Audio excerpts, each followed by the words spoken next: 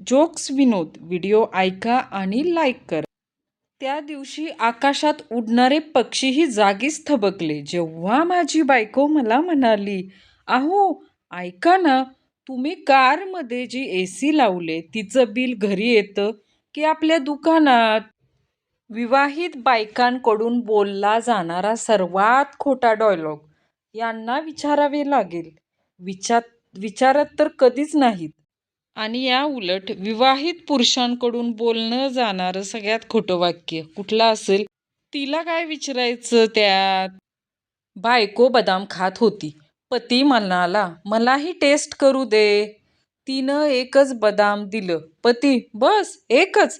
बायको, "आहो, बाकी सगळ्यांची पण टेस्ट अशीच आहे." नवरा मूडमध्ये येऊन बायकोला डिवचत होता. नवरा, "तुला माहित आहे का गं, एकेकाळी मला खूप लांब लांबच्या मुली सांगून यायच्या." नवरी, "हो का? जवळच्या मुलींना तुमची थेरं माहीत असतील." नवऱ्यानं आता लग्नात आधीच्या आठवणी काढणंच सोडून दिले बघा. आत्ताच्या पुरुषांचं कसं आहे बघा.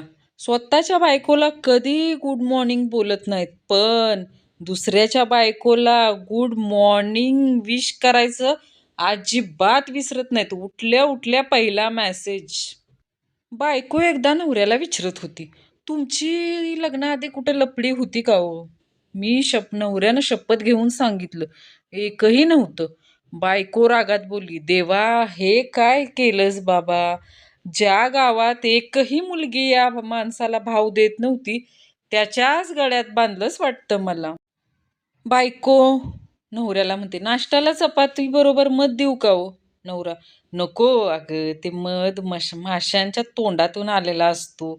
मी तोंडातून आलेलं खात नाही बघ काहीच." बायको, "मग अंड देऊ का अंड?"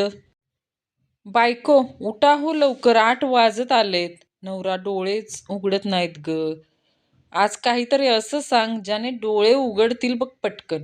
बायको, "अहो, रात्री जिशाशी तुम्ही उशिरापर्यंत चॅटिंग करत होता ना, तो माझाच दुसरा व्हॉट्सअप नंबर आहे." खाडकन डोळे उघडले बघा. बायको किती पण चांगला गरबा खेळू द्या बघा, नवऱ्याचं सगळं लक्ष कुठं असतं माहित आहे का? तिच्या मैत्रिणीवरच असतं. बायको, "तुम्हाला झाडावर चढता येतं का हो?" नवरा, "नाही." बायको, "तुमच्यापेक्षा मग माकडच बरं." हा अपमान सहन न झाल्याने 15 दिवस प्रॅक्टिस करून झाडावर चढण्यात नवरा तरबेज होतो आणि बायकोला म्हणतो, नवरा, "आता मला झाडावर चढता येतं बघ." बायको, "मग तुमच्यात आणि त्या माकडात काय फरक आहे?" पुरुष मंडळी स्वतःची बायको सोडून दुसऱ्यांच्या बायकांकडे का बघतात? याचं एकमेव कारण म्हणजे समाजात लोकांना दुसऱ्यांच्या चुका बघायला फार आवडतं. नवऱ्याने बायकोला विचारले, "तुला हँडसम नवरा आवडतो का हुशार आवडतो?" बायको, दोन्हीही नाही, मला तुम्हीच आवडता." भावा, तुझी बायको किती बडबड करायची, कशी शांत झाली? आपण डोक्याने काम करतो, काय केलं? तिला विमल खायला शिकवलं. पिऊन आलेला नवरा, "तू जाडी काळी." बायको चिडून, "तू दारुडी आणि बेवडा." नवरा जोर जोरात हसून म्हणाला, "माझं काय, मी तर सकाळी ठीक होईन बघ." सगळ्याच बायका नवऱ्यासोबत भांडतात असं काही नाही. काही जणी जेवणात तिखट मीठ जास्त टाकून देखील सूट घेतात. भांडायची गरज नसते. नवरा किती पण बिझी असला ना, तरी दूध उतू जाण्याआधी गॅस बंद करणे आणि 3 शिट्ट्या झाल्या की गॅस बंद करणे ही 2 कामे कधीच चुकवणार नाही बघा. जीवनातील सगळ्यात मोठी चूक म्हणजे बायकोने सांगितल्याप्रमाणे कुकरच्या 3 शिट्ट्या झाल्यावर गॅस बंद करायचा विसरणे. पत्नी, "अहो, मेल्यावर माझ्या नावाने पण ताजमहाल बनवणार ना?" पती, "हो तर, मी कोथरूडमध्ये जागा पण घेऊन ठेवल्या बघ. बस फक्त तूच उशीर करतेस बघ." नवरा, "मी आणि चिंटू बाहेर गेलो तेव्हा तो गाढवावर बसायचा हट्ट करत होता. जरा तुझ्या भाजेत समजव त्याला." बायको, "त्यात काय एवढं? बसवा की मग त्याला तुमच्या पाठीवर."